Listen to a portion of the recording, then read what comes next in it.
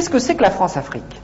La France-Afrique, c'est ce qui a été mis en place en 1960, au moment où De Gaulle, à cause de la pression de l'histoire, a dû accorder l'indépendance aux pays d'Afrique. Il a à ce moment-là décrété une nouvelle légalité internationale, l'indépendance. Et en même temps, il a chargé son bras droit, Jacques Foccart, de faire exactement l'inverse. Pour 3 ou 4 raisons. D'abord, pour maintenir le rang de la France à l'ONU avec un cortège d'États clients, pour maintenir l'accès aux matières premières stratégiques, le pétrole, l'uranium, ou aux matières premières juteuses comme le bois, le cacao, etc., pour maintenir le financement de la vie politique, parce que je vous parlerai tout à l'heure des chiffres de détournement de la rente pétrolière ou du bois, etc., ça représente des centaines de milliards. Et les affaires dont on vous parle en France, ce sont des lotos paroissiaux par rapport aux financements politiques qui viennent de l'Afrique. Alors, ça c'était la troisième raison. Et la quatrième, qui m'est apparue plus récemment à travers un certain nombre de travaux historiques, c'est le rôle de sous-traitant de la France dans la guerre froide au service du camp occidental, c'est-à-dire empêcher une partie de l'Afrique de basculer du côté du camp communiste. Donc, pour ces 4 raisons, De Gaulle demande à Jacques Foccart de faire exactement l'inverse de ce qu'il dit. Alors, c'est là qu'il faut comprendre le problème. C'est que si on décrète une nouvelle légalité internationale et qu'on fait exactement le contraire, ce qu'on fait est illégal, ne peut être fait que de manière occulte, cachée.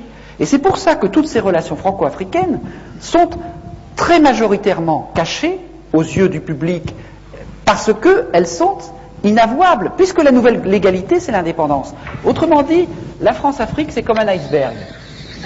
Vous avez 10% d'émergés, la France, patrie des droits de l'homme, meilleure amie de l'Afrique, généreuse, etc., toute une face immaculée dans la relation franco-africaine, et vous avez 90% d'immergés, qui est la réalité profonde de la réalité franco-africaine, qui est le système mis en place par Jacques Foccart et qui visait à maintenir la dépendance.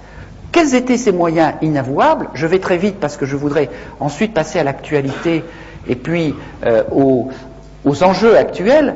Quels étaient les moyens parallèles, illégaux, inavouables de tenir cette relation franco-africaine?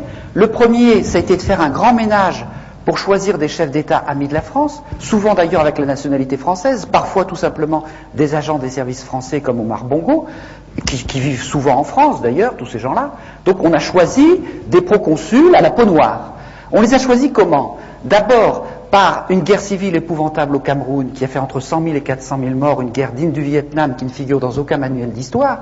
Ensuite, en assassinant les chefs d'État légitimes élus par la population, comme Sylvanus Olympio au Togo, qui a été assassiné par 4 sergents-chefs revenant de la guerre d'Algérie, dont l'un d'entre eux est toujours au pouvoir, et Yadema, tout cela sous la supervision de l'officier français qui était chargé d'assurer sa sécurité. Barthélemy Boganda, par exemple, le centrafricain, est mort dans un accident d'avion suspect, donc on a fait un grand ménage. Ensuite, les autres, on les a promus par la fraude électorale ou par la corruption, les moyens classiques. Il n'y en a qu'un seul qui a résisté, qui est Sékou Touré, mais qui a connu tellement de vrais complots en l'espace de 2 ans qu'il a fini par en voir défaut et par devenir paranoïaque, donc par être écarté quelque part du jeu. Donc, on a mis en place un certain nombre de chefs d'État amis et on a pu tenir ce système par un ensemble de mécanismes parallèles que je n'ai pas beaucoup le temps de décrire, mais sur lesquels on reviendra si vous voulez. C'est une présence mercenaire, mais ces mercenaires comme Audenard, c'était déjà des vrais faux mercenaires, puisque chaque fois qu'il avait un procès, l'ensemble des services secrets venait dire « Mais monsieur Audenard travaille pour nous, ce n'est pas un mercenaire, c'est un corsaire de la République ». Donc on voit bien que c'était des moyens occultes qui en fait ne trompaient pas grand monde.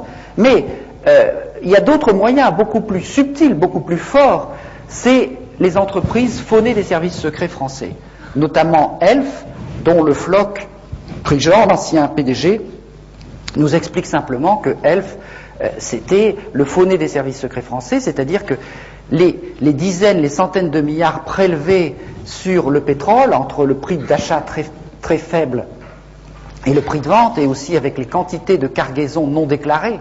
Une cargaison non déclarée, ça fait chaque fois 150 millions de francs. Bon, tout cet argent a permis de mener un certain nombre d'actions secrètes, par exemple la guerre de la France contre le Nigeria, cette fameuse guerre du Biafra pour conquérir la partie pétrolière du Nigeria, mais aussi tout un tas de coups d'État, de guerres civiles, de trafic d'armes, dont je vais vous parler tout à l'heure.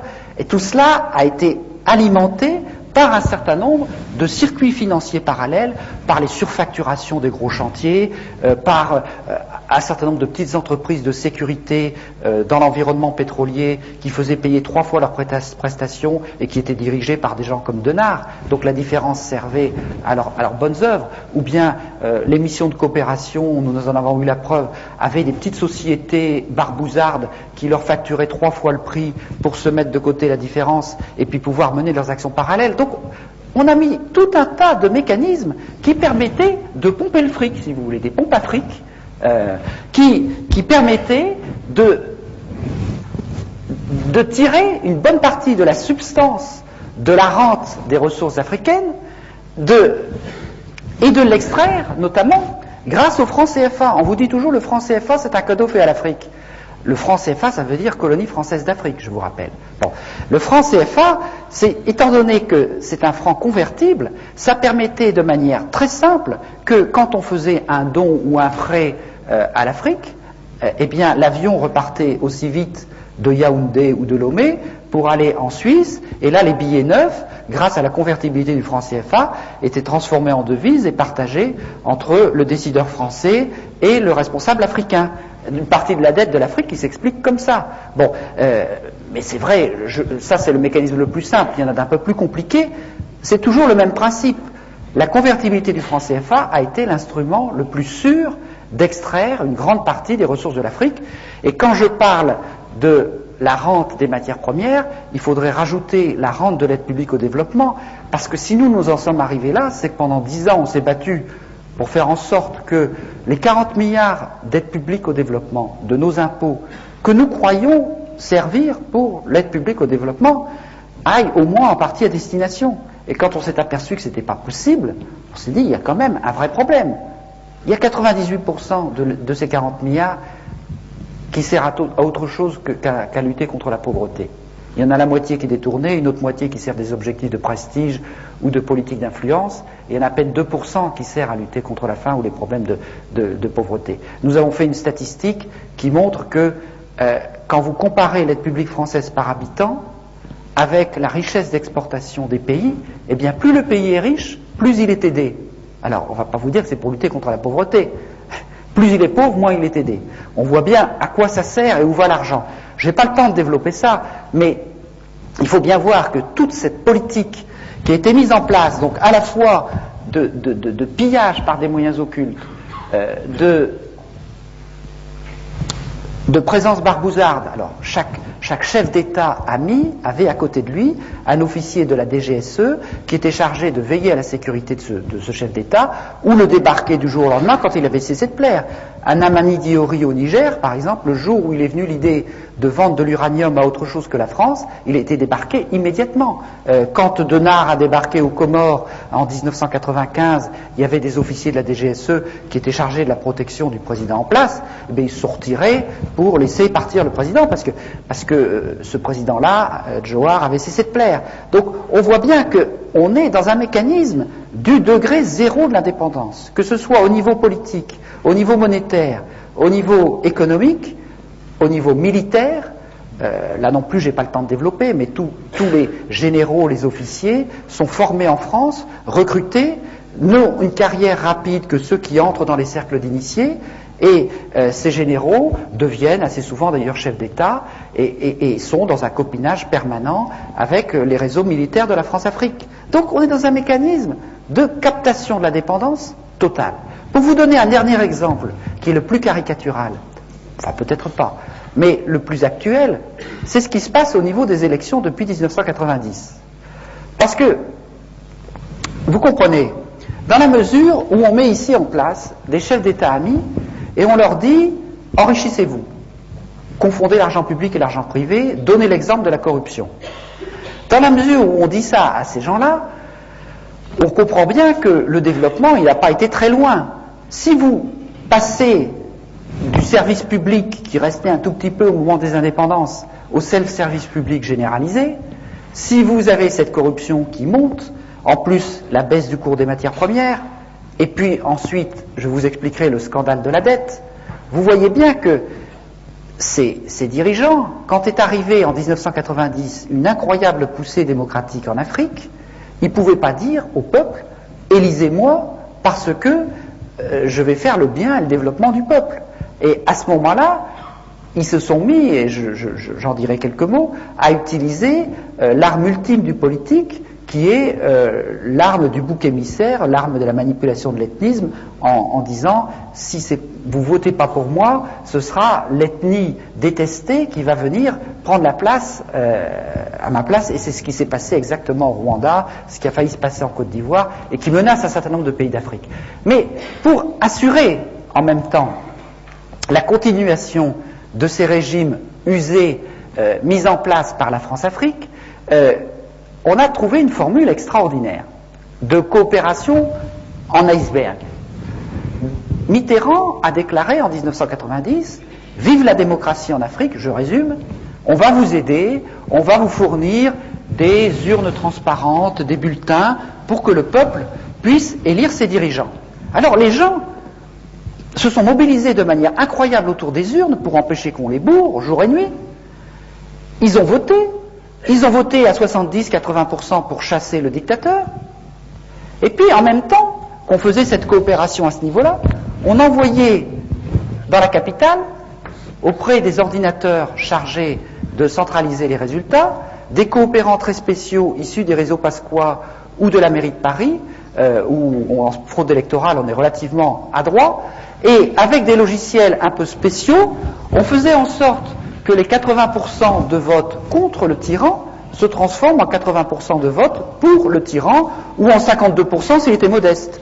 Donc, et cela, ça s'est passé dans 50 élections majeures en Afrique au sud du Sahara. Il n'y a eu que 2 ou 3 exceptions au début, quand la France-Afrique a été prise par surprise au Bénin, au Congo-Brazzaville, etc. Et puis 2 ou 3 à la fin, quand des peuples ont trouvé la parade. Au Niger, par exemple, il y avait un dictateur installé par Focard, il a été renversé, la France a hurlé à l'interruption du processus démocratique, n'est-ce pas, puisque le dictateur a été renversé. Et donc, les officiers qui avaient renversé le dictateur ont organisé des élections tout seuls, et ça a été les élections les plus incontestées d'Afrique depuis 40 ans. Bon,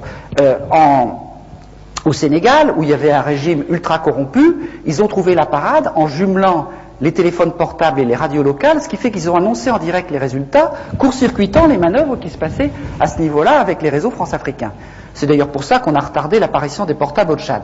Bon, donc on a mis en place un tas de systèmes qui permettaient, et c'est le cas, je ne vais pas vous détailler toutes ces élections, mais ceux qui connaissent un peu l'Afrique le savent, ça a été le cas au Cameroun, au Gabon, au Togo, à Djibouti, en Mauritanie, encore récemment au Bénin, et c'est ce qui est en train de se jouer à Madagascar, où il se passe des choses absolument extraordinaires ou monumentales, où il y a un mouvement depuis 3 ou 4 mois pour affirmer la légitimité d'une élection contre une pseudo-légalité d'une commission constitutionnelle totalement bidon. Et si le peuple de Madagascar gagne, c'est quelque chose de très important pour l'Afrique parce que ça va donner des tas d'idées à beaucoup de gens.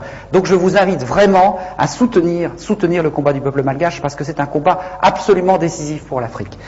Parce que c'est un combat pour essayer de vaincre cette fatalité imposée de l'extérieur, et vous observerez bien entendu que la France prétend qu'il faut défendre la légalité dans l'affaire. Bon, la France, pour ça, pourquoi? Parce que Madagascar a des émeraudes, parce que Madagascar a un tas de choses qui passent toujours pour le financement des partis politiques.